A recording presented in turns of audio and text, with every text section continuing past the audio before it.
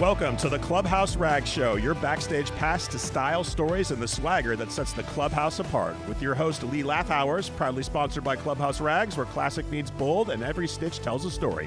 Whether you're teeing off or kicking back, this is your hour to unwind, get inspired, and stay sharp. Let's roll. All right, I'm Mike Gary with Lee Lathouwers. Lee, how are you? I'm great, Mike. Thanks. Thanks very much for having us today. It's a pleasure to be here. Pleasure's all ours. So, Lee, what are we doing here? Well, this is something that took some years to formulate, the Clubhouse Rags. And in a nutshell, to begin, there's a lot to it, but I will condense this as much as possible.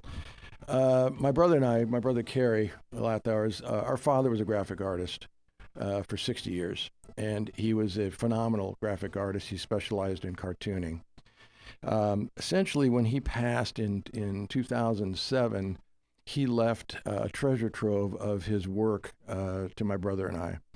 And basically, he asked three things. He says, I never sold any of my work in the 60 years that I did it. He was a basic consummate artist in the sense that he felt that his work would not rate in the eyes of his contemporaries. And so he just continued to do work and just put it off to the side, and hence we ended up with just a wonderful, wonderful treasure trove of his imaging from a span from the 40s all the way up to 2007 when he passed. So essentially, what he told us is that you've got a couple of choices in his last wishes. He says, "Why don't you donate it to a school? The kids might enjoy it. If not that, give it to a museum. Perhaps they'll put it on a wall to be seen by few, but not by many. And if you can't do that, see if maybe you can sell it and make a nickel on it." And he said, if you can't make a nickel on it, throw it away. Well, item 4 was not on our list of things to do, and we decided we were going to not do that. So we tried to figure out a way to honor his legacy, and hence we decided to create a company that would honor his work for specific images that he did about vintage golfers that he did in 1978, one of the many, many projects that he had. And this is really what we came up with. My wife's idea, actually. She looked at everything we had. She said, why don't you use the golfers? They're a perfect way to do this. And there's a little bit of background on why we decided to do that. So I'll have more about that in just a moment. Honoring your father's legacy through golf apparel and some fantastic illustrations. Check out clubhouserags.com, clubhouserags.com. We'll be right back. Stay with us, folks.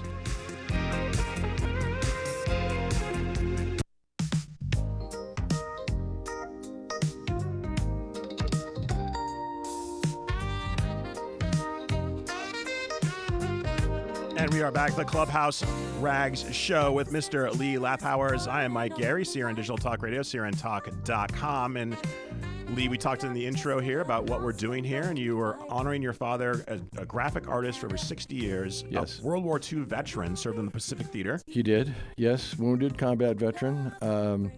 Wounded invasion of the Philippines in October of 1944. And he was his primary job in the military was in the 7th Infantry Division. He was actually put in as a combat sketch artist due to his natural background and his affinity for art, which he did quite well, and survived 5 invasions in the Pacific. But his primary role, when he went in at 19, right after Pearl Harbor, he enlisted with a lot of other guys that did the same thing, was to work alongside journalists and photographers from papers and magazines in the States to really capture what was going on during the war. And he was doing it as a sketch artist. Unfortunately, I don't have any of that work from the 40s. We never found any of that. He did some work in the latter years while he was in the military, which is another show. But that's essentially when he started. And the amazing thing about my father is that he never finished high school. After Pearl Harbor and everyone started to enlist, he figured it's only a matter of time before they're going to find us anyway. So he went down and signed up. And his high school graduation was joining the Army, essentially. As it was for so many of that generation. Oh, absolutely. Yeah, millions of guys that were taking up the call and going overseas. But essentially, by doing that, he never had a chance to go to art school, which is something he really wanted to do. He really wanted to formulate his career, get his career started. And he's basically all self-taught. It was just a God-given gift that he had, his talent. So he's never spent a day in a chair in an art school in his life, which is pretty amazing when you look at the quality of his work and the quantity of his work. And he had a very, very unique style. He was all about using pen and ink, and black and colored ink. And that's basically all he utilized. He used brushes to apply colors to his work, but that was his medium, and that's where he really flourished at. So essentially, my brother and I, after my wife mentioned that golfers would be a great way to go, it happened, the timing back in 2023 was the fact that the golf industry as a whole had a major change in it. There was a brand new younger demographic that embraced the industry that had never really paid it much attention before, because It took it out of the country club into Main Street. Basically, yes. A lot of the old masters were gone. It was just time for a change. And in 2023, in the U.S. alone, it was reported that almost 5 million people had taken up the game of golf that had never given it a second thought before. So the timing for what we were going to do with the images that we have, that we're now utilizing for Clubhouse, were perfect. There couldn't have been a better timing for us to do what we did, because we found out a little bit later that we were really very popular with the youth market in my father's art. So that's really what kind of made us decide to go ahead and do this. Now, Clubhouse is something anyone who's played golf knows that as I sit here in the clubhouse today, it's the respite. It is the holy grail for those that have played a day's golf, and that's where you go in and swap the tails and the lies, and the scores get lower and the drinks get taller, basically. That's exactly what that's all about. So Clubhouse was a natural thing to call it, and Rags was my father's pen name. It was Leo Rags Lathouwers. He earned the name Rags overseas during the war, and we'll get into that in another segment. There's an interesting story behind that. But for 60 years, he signed all of his work Rags. So we just called it Clubhouse Rags, and it just seemed to ring. It seemed to make sense. And that's how we decided to go with it, which was kind of cool. We like it. It's unique. It's different. We showed a lot of his work to people early on that were quite impressed with what they saw. And naturally, we did a lot of marketing. But essentially what we've done, Mike, is we've taken his retro style art. His aesthetic. And we fused it onto golf apparel. And the phrase was coined wearable commemorations, which I think is a perfect name that was given. This was actually came up with the people that helped us create our website, a company called Fat Eyes in Santa Barbara, California. And they're the ones that actually coined the phrase. And when we heard that, it really made a lot of sense. It really kind of pulled the whole thing together. So we went with it, and it's been a real big hit for us. When the site was released in July of 24, I actually had gotten a call from Michael Horn here at CRN, wanted to know if we'd like to be on the What's Cooking Today show, do an interview about what Clubhouse was all about. And naturally, we did that. And that was widely received. We got numerous phone calls and contacts through our website about, hey, I heard you on the radio. I really enjoyed the story, what you're doing. And it was the best way to honor our father's legacy, was to create a company to show off his art and showcase it to the world, because the world had never seen it. He never sold it. Was your dad, was he an avid golfer as well? He attempted it back in the day, back when he was working some pretty big art boards in downtown Chicago for American Weekly and Prudential Insurance. A lot of those guys would take him out to the clubs. And this is where the inspiration came for what he saw going on behind the clubhouse gates. And it was pretty cool because my dad had a unique sense of humor, and it shows in his art, it shows in his images, very upbeat. And I think he became extremely upbeat after his war years, which is great, because it didn't work out so well for a lot of guys that don't want to talk about it, didn't want to think about it. My dad was very proud of what he did. But I know his art and his humor is what kept him really, really running all the years that he did it. And once I think people see the illustrations that he created, he coined a phrase, these guys are vintage hickory swingers. And I think it's a perfect phrase for what he did. There's a series of 9 of them, and they're just the epitome of what everybody sees in golf. And he really hit it spot on.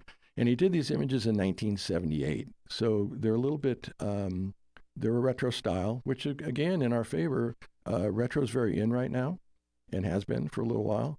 So it really, that was another thing that helped us, aside from the demographic of golf changing. I want to probe that a little bit about the changing demographics in golf. Of course, there was a huge surge in the popularity of golf in the Tiger Woods era. Right.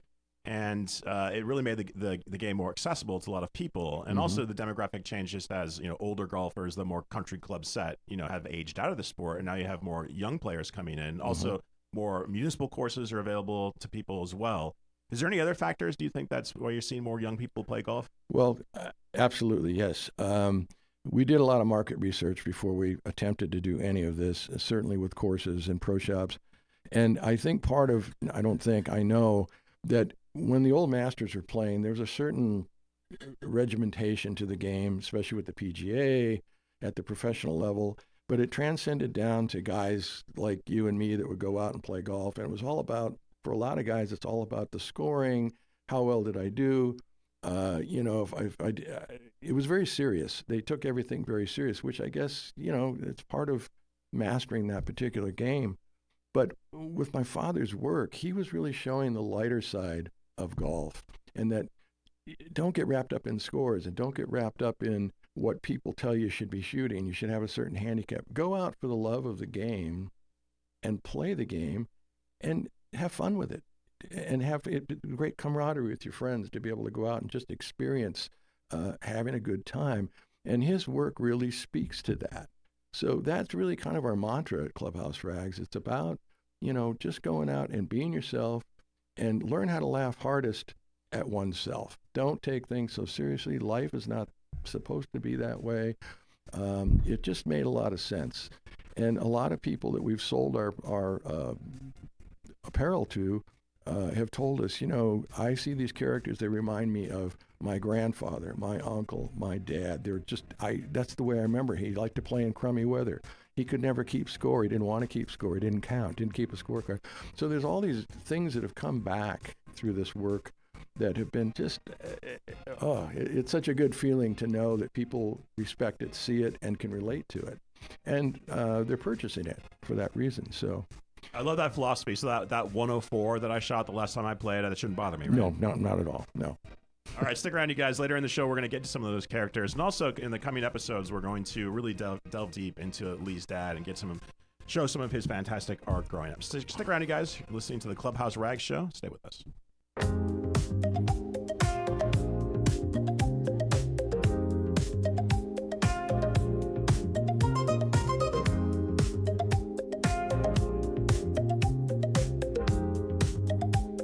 And we are back, the Clubhouse Rags Show. Lee Lathouwers. I am Mike Airy, CRN Digital Talk Radio, crntalk.com. Make sure to check out clubhouserags.com, clubhouserags.com for more information. Get on the email list as well. Check out some of the fantastic art as well. And so, Lee, in this last segment, we kind of talked about how we got here, and then you talked about some really favorable media consideration you got, some exposure. Yeah, absolutely, we did. You could truly say it was a godsend, and we did not see that coming.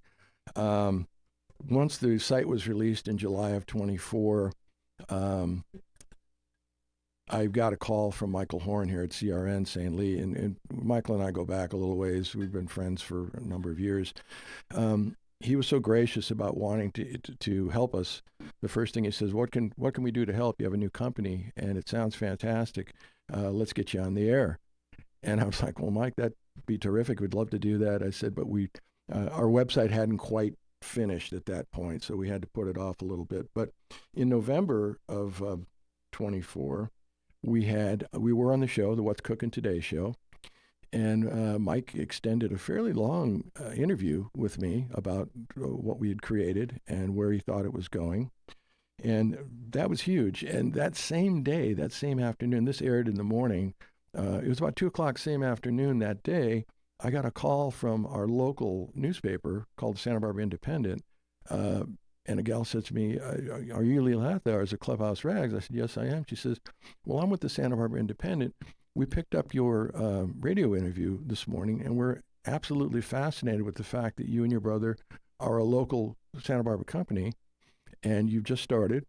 And basically, you're using your late father's sketch art to change kind of the look of golf apparel." And I said, "Well, thank you very much." She says, "We'd love to write an article about you."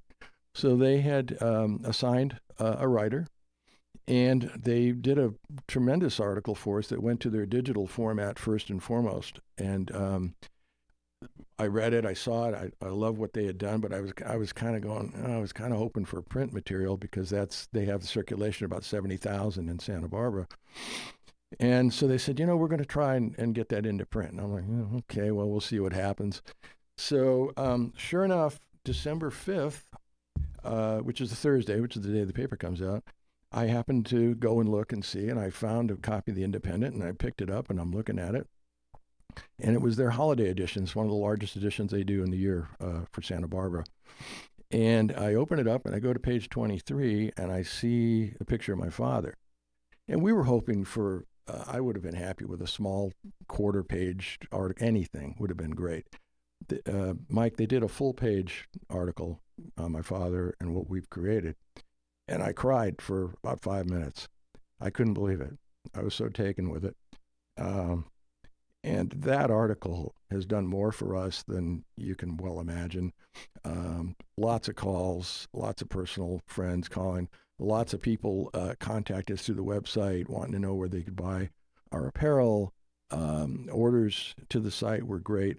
And it was all due to the immersion in the Santa Barbara Independent. So essentially what they did for us, between what we did here at CRN and what we did with Santa Barbara Independent, it gave our very young new company instant credibility that we did not have at all before. And I never saw it coming. But boy, I grabbed every moment of it that I could. And I was walking about 6 feet off the ground for a month after that happened. It was a huge positive inroad for Clubhouse. So it's great exposure, great article. I recommend anybody go up and Google that and read that article. And you can also check out Lee's appearance on What's Cooking via the What's Cooking podcast, available wherever fine podcasts are.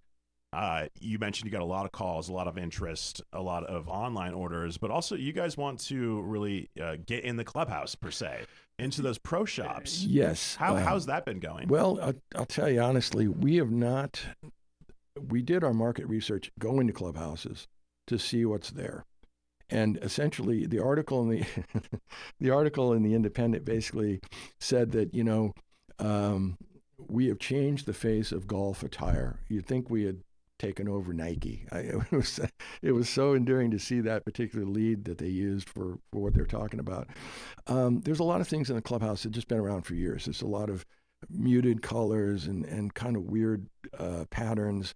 And it's kind of a stodgy, for lack of a better term, kind of run-of-the-mill, not very exciting clothing for men at all, more women. And we really wanted to change that. We really wanted to change that dynamic and go with this younger demographic that's come along. But, people are creatures of habit. It's not going to happen overnight.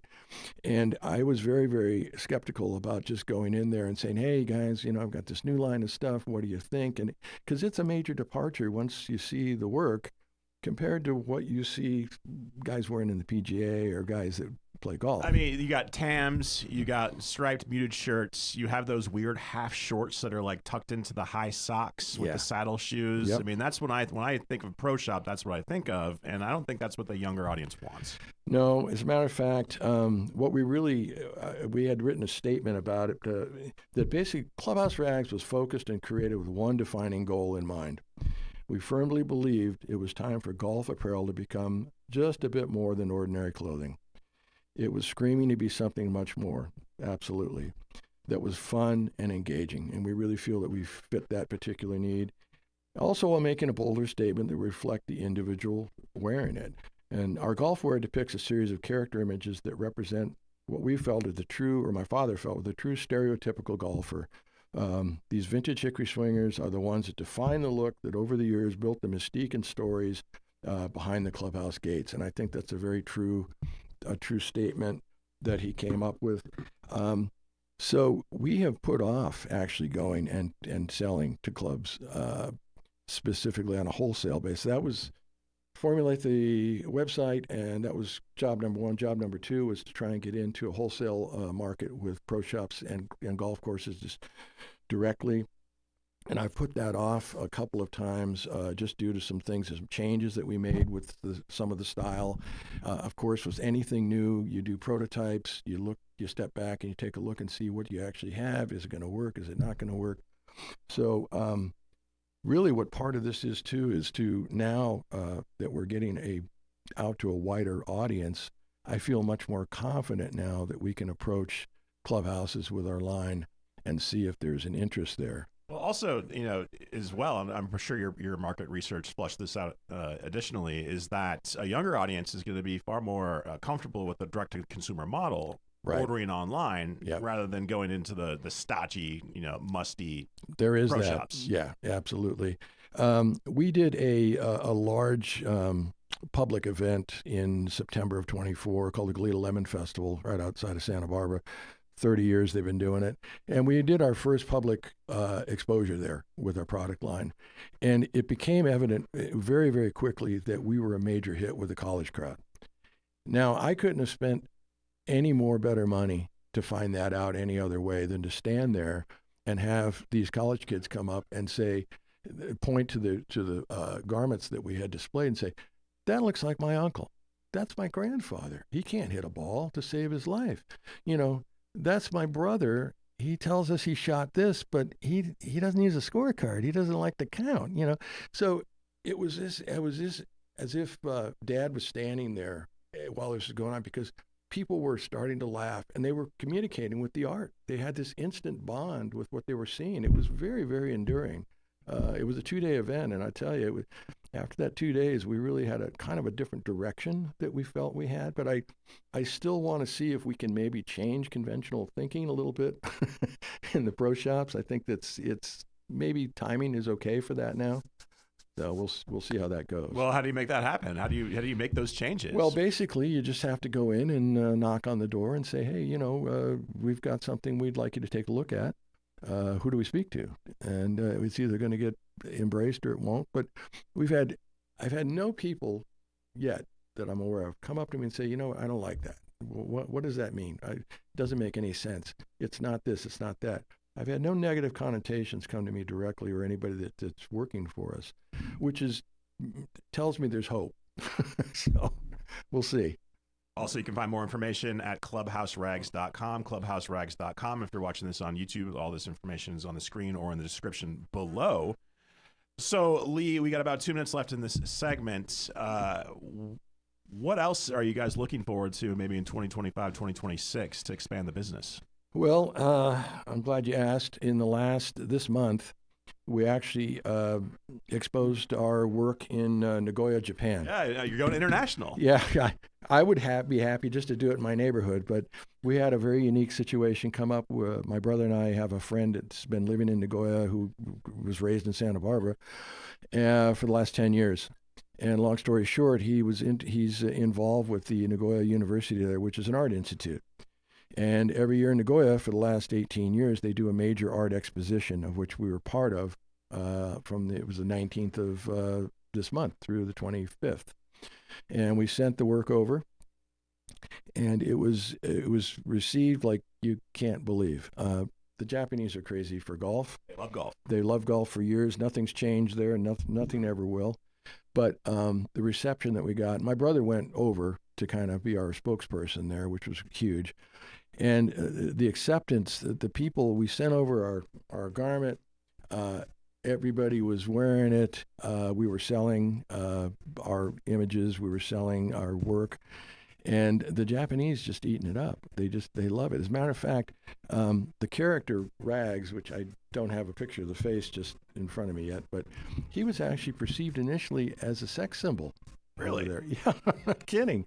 They went nuts You for and I it. got to go take a trip over there. I tell you, it's amazing. We did very, very well there. We're going to another art exhibition next in September, and we're doing something with them in October. Fantastic. All right, guys, you waited for it. Up next, we're going to get into some of these characters. Stay with us. The Clubhouse Rags Show. Stay with us.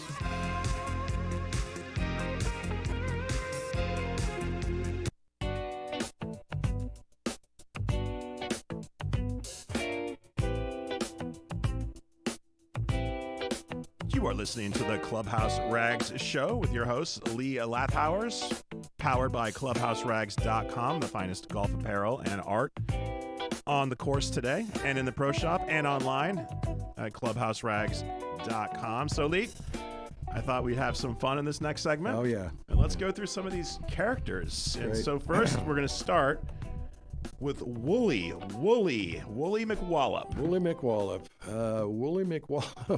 If anyone's ever played golf and has gotten between 9 and 18, this is a familiar sight. A lot of the golf courses that I've played in my time, they just don't have restroom facilities between the front 9 and the back 9. Some do, most don't.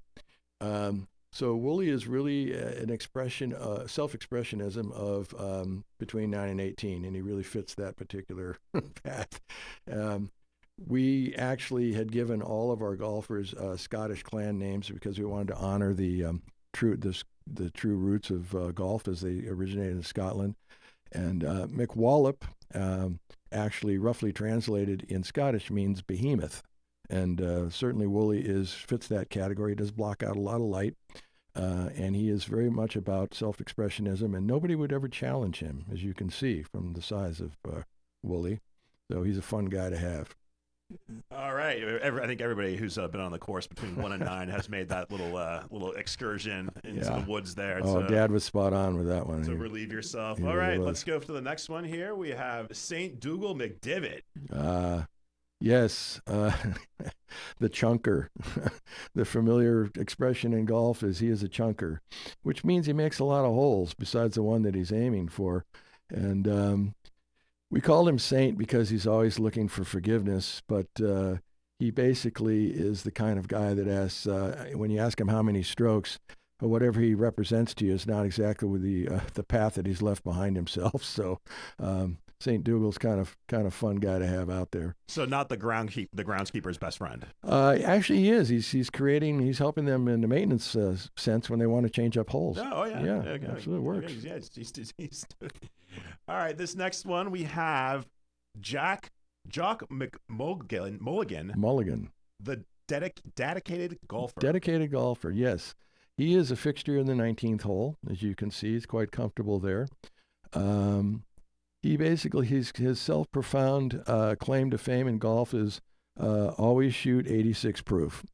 And this is enough. If you're a golfer, if you've been in a clubhouse, these guys do exist. He basically is a ladies' man. He likes to play through with all the younger women, whether they're married or not. And he's just a rogue. He's too old to be a wolf. He's more of a greyhound. He's the one that's trying to get to that 19th hole the fastest. Pretty right? much, yeah. Okay, right. Let's see who we have next. We have the aforementioned. You mentioned this last segment. You have Rags-O. Oh, Rags-O, yes. Now this is the guy that my dad did this. I don't know. It's not a self-portrait of himself, but he named him Rags-O, and basically we have created him as the clubhouse logo. It's just kind of a crazy character that you can see he's got his paper and pencil in hand, and he's kind of the scorekeeper. He's out there keeping track of everybody. He's out recording what's going on the course. He's just a fun guy, and he's the one that we actually sent to Japan. We did a 6-foot-high life-size blow-up of him, and he's the one that the Japanese just absolutely embraced. We used him for a photo op where you could go up and get your picture taken with him, and it was hugely successful. Rags-O doesn't necessarily play golf, but he loves to hang out and capture the moment. Is Rags-O your dad? Yes. In spirit? In spirit, yes, he is. Yeah. Oh, there you go. Hats off to him. Yep. All right, let's move in right down the line. We have Murdoch McLinks. Oh, Is there a doctor on the fairway? Now, I think most people know that on any given day you're going to find up to 99 physicians playing golf all at the same time. And Murdoch is no exception to the rule. I think Rags really captured this particular character. It's all about, on Wednesdays I play golf. I'm not in the office. And he does all of his best work on the back nine. He's actually licensed by the AMA to actually perform his services on the golf course and nowhere else. But he's a character for sure, as you can tell. Reminds me of my grandfather, Dr. Winston Smith, who was a doctor. He played golf. He was the multi-time club champion at La Costa. Oh. And at 96 years old, he moved into a senior retirement community. Wow. And they had a putting green.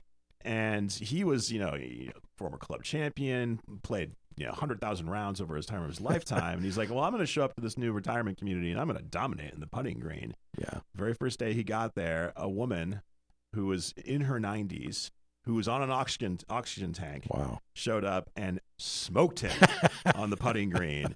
And I think, Lee, that's when he hung it up. Cleaned his clock. I think he hung up the putter. Oh, my God. After that. That is hilarious. All right, moving right along. This next one, Maxwell McRodbender. Yeah.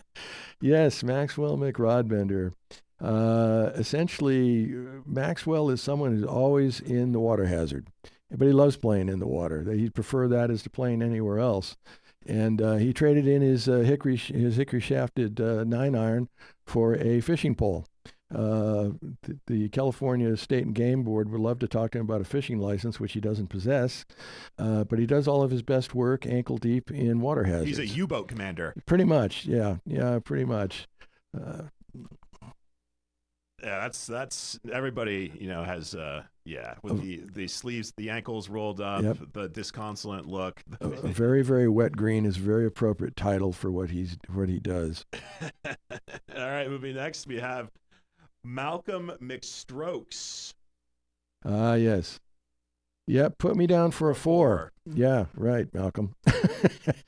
Malcolm in Scotland was a mathematician.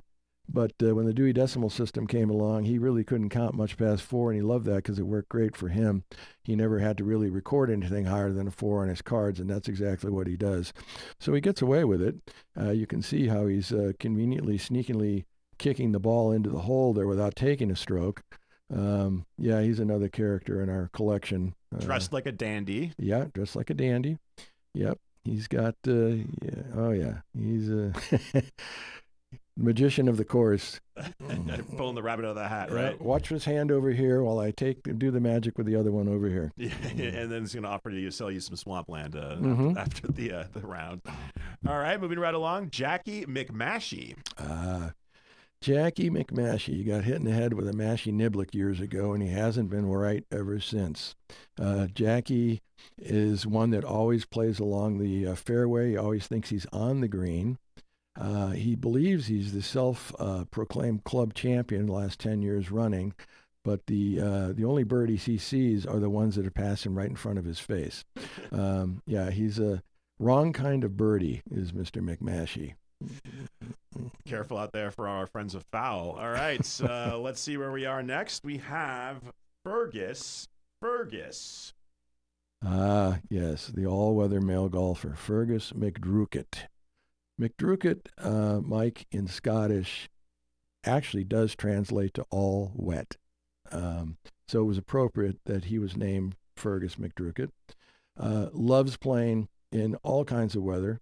Constantly petitions Father Haggis for inclement weather to play golf in. It's the only kind of weather he will play in. It's the only kind of weather he's familiar with from playing in Scotland for many years. And he was so emphatic about what he did, he traded in his golf shoes for a pair of Wellingtons that he had spikes put on.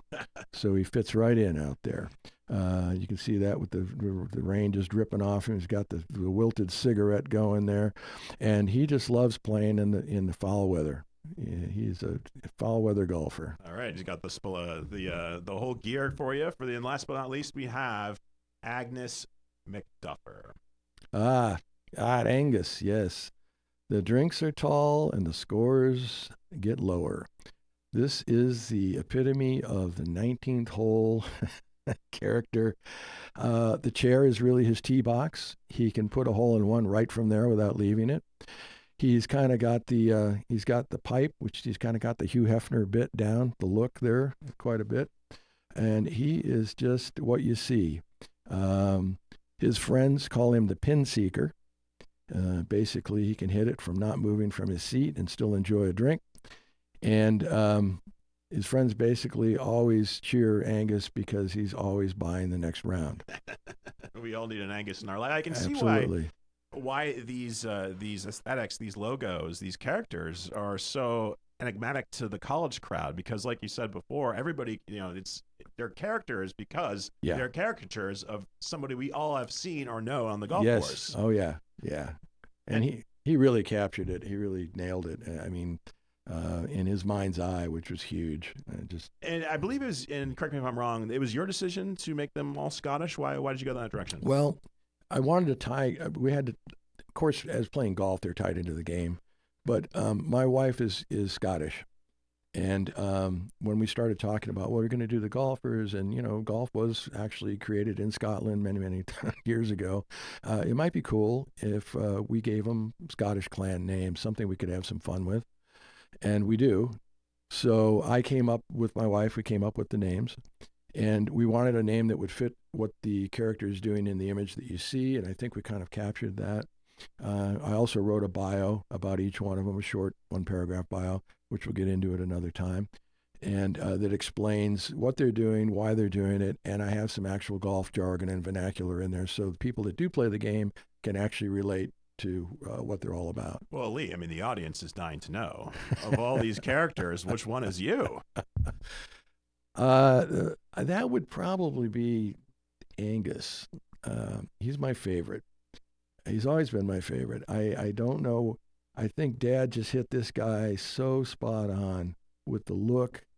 If you take, he was also great at two other things. As an illustrator, if you look at the hands and you look at the feet, Dad could accurately reproduce hands and feet like no other. And a lot of artists that I've talked to tell him that is one of the toughest things to do in anatomy, the hands and feet, yes. And a lot of the work you see now in cartoons and whatnot, most everyone's got 4 fingers. Or 3. If or you're 3. If you're Disney, you're 3. Yeah. You're 3. So hands and feet, the sex is great, golf is better, mantra on the sweater absolutely tells you that this guy is only concerned with one thing, and that golf is his life, that's his love, and that's his camaraderie that he's come to know.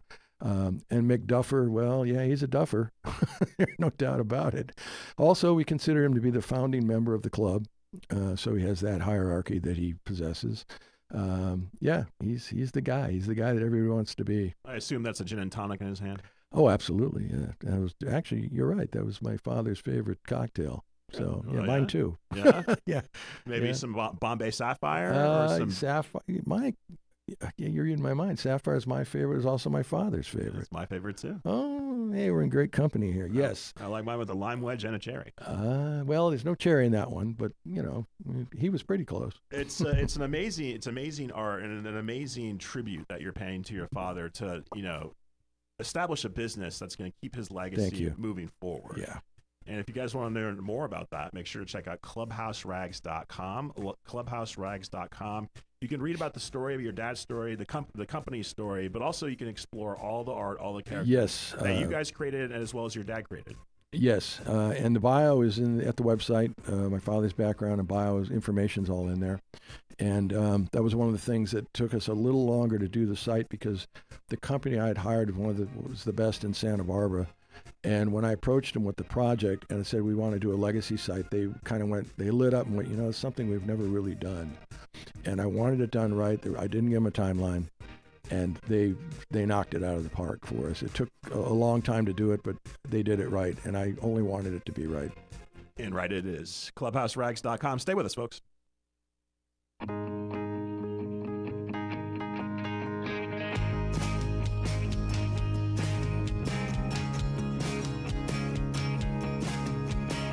Welcome back to the Clubhouse Rags Show with Lee Lathouwers. I'm Mike Gary, powered by ClubhouseRags.com, the finest art and the finest golf apparel you can find at clubhouserags.com. It's clubhouserags.com. And also, not only can you find the apparel, but also great stories about Lee's father, artist, storyteller, graphic artist. And Lee, in the next episode, we're really going to dive deep into your dad's legacy and really get into some of his arts. Yes. His commercial arts. Can you talk just a little bit about his career after he came back from the war? Yes. Basically, early 1950s. Well, 45 when he was mustered out of the Army, only making $50 a month as a ground pounder. Someone said you could make $100 a month if you joined the Airborne. So he re-enlisted in the 82nd Airborne Division, and while he was there, as his specialist rating was as a artist, he worked for what was called the Paraglide newspaper, which is the official newspaper of the 82nd Airborne Division in Fort Bragg, North Carolina, and started illustrating weekly cartoons for that paper. And I'll have some of that to share. But he did that. He went in the 50s into the advertising world in Chicago, which is where he was born. So he was a madman, pretty much. Pretty much, yeah, he really was. Oh, we got to devote an episode to that. Well, his style changed from obviously the beginning days in the 40s to 2007, and we'll show that visually because it's kind of cool. It certainly ended up great. It was a little rough in the beginning, as these things go. He had kind of a Tex Avery style to him during the 40s. And then it kind of got more refined as he was working on these major art boards for the American Weekly newspaper in Chicago and Prudential Insurance as the graphic artist there. So fantastic. So thank you once again so much for Lee, for this great legacy and great honor you're doing to your father. Thank you for your father's service. Oh, absolutely. And folks, make sure to check out clubhouserags.com. That's clubhouserags.com, where you can read more about Lee's story, Lee's dad's story, and also get yourself some great golf apparel. Oh, yeah. Thank you. Thank you, Mike. All right. It's our pleasure here. You're listening to the Clubhouse Rags Show on CRN Digital Talk Radio, crntalk.com. If you're watching this on YouTube, give us a like and subscribe. We'd really appreciate it. And we'll see you guys next week in the Clubhouse Rags Show.